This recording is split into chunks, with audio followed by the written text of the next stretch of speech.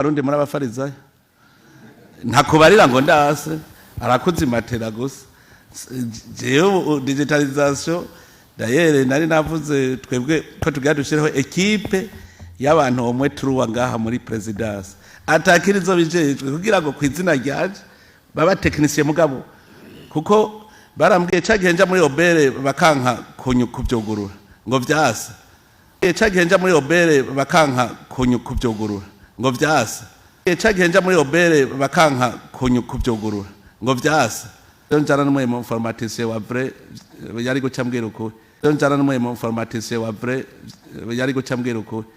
kuko hajya bankinye akantu ubu rero ngomba ngira biwanje tuzovuga ntigenda mukurikirane nshitseyo hamwe nzavuga nyereka wewe warabikoze avuze ngo urumva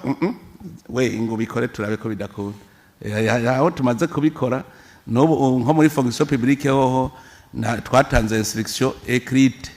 tutigira nkeneye yuko mu kwezi kwa mbere tuzohembera kuri logiciel y'abarundi tutagiye kuvumba hanyuma duheze turabe ko bizokwanka harimo na empreinte digitale digitalisation kabisa ni ikintu niwo muti dufise pour la bonne gouvernance lutte contre la corruption vyose bihagaze hajya rero turazi yuko amaresistance araba kuko iminsi yose guhinduka biragorana mugabo turagerageza kuguma dusunika